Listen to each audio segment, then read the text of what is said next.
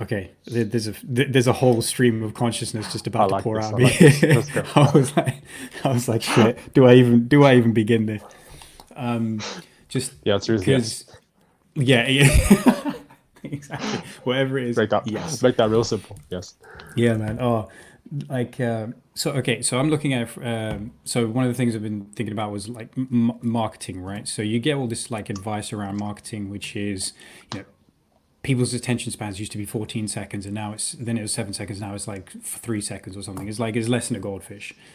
And it's just this perpetual cycle of trying to be able to capture people's attention because in the shortest amount of time, because that is what is we found is the amount of time that people are paying attention in.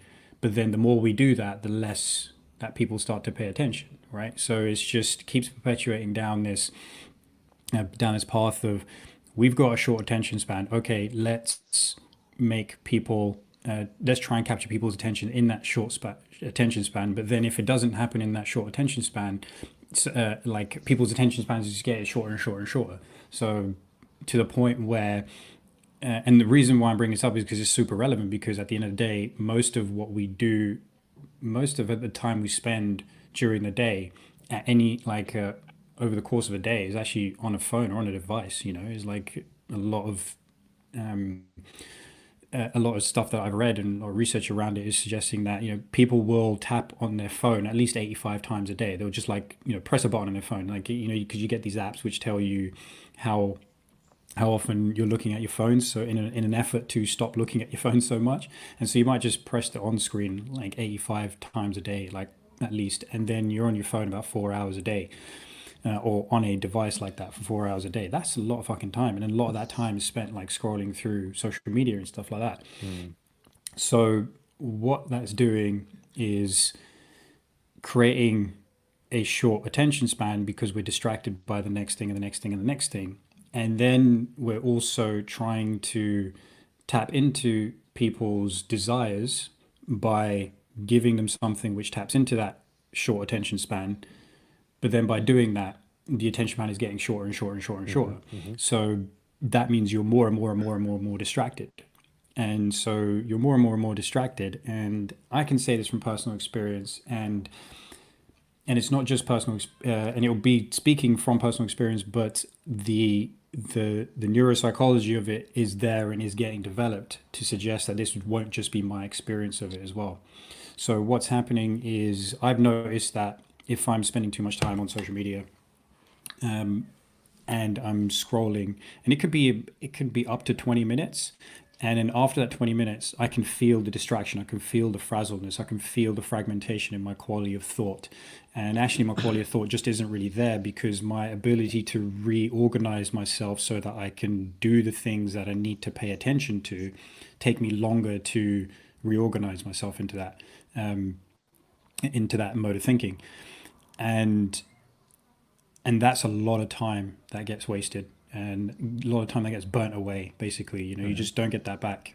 And Yeah. because of that constant distraction, I'm not really focusing on the actions that I need to take, which are going to help move me forward, which I'm also going to feel like basically when I get to the end of the day, I can say, you know what, I've had a good day because I've achieved this, this, and this. And Mm. that leaves me feeling content and it leaves me feeling pumped to take on the next day. But because of that distraction and because my mind ends up being fragmented all over the place, I can't do that. Now, I've done the so-called dopamine fasting, right? Like at least for an extended period, where I was like, okay, I'm definitely not going to look at my phone before like 11 a.m. and I'm not going to look at it like 2 hours before bedtime. And in between, there's going to be a very set amount of time that I look at it. And one of the things I took away from that also was to just literally lock my phone away. Not even lock it away, just put it in the drawer so I can't see it. Out of sight, out of mind. And every time I've done that, the clarity that I gain is crazy. It literally feels like there's something that's lifting out of my brain. It feels like a Mm. fog has lifted out of my brain. And I can think and feel more clearly as well. Instead of feeling agitated because I'm distracted, I feel calm because, hey, I'm focused. You know, I have the ability to focus better. That's basically it.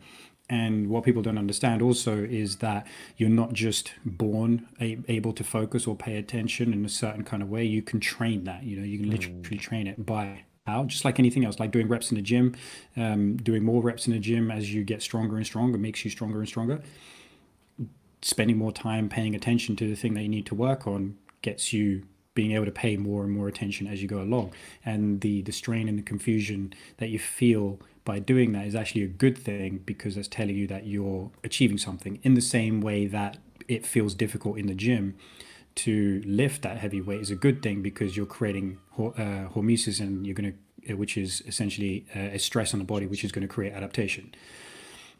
And it's the same thing here as well. So the reason why I bring it up is because I was talking about distraction. And when you're distracted, you can't focus on the thing that you need to do, which is going to help you achieve the thing you want to achieve, even if it's a physical endeavor. It's not just about the mental aspect, because as we've talked about earlier, and then, Raminder's podcast last week was a really good example of how holistic the whole approach is, and what you do for yourself in one domain affects other domains. Like if you do something physical, then it can affect your quality of sleep, or if you do something nutritional, and that is going to make you last better in the gym.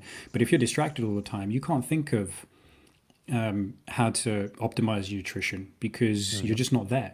And we know also, by using your phone for that extended period of time, or using social media like that, is especially in the build up to going to sleep, it disrupts your sleep as well. We know that. We know this for a fact now as well.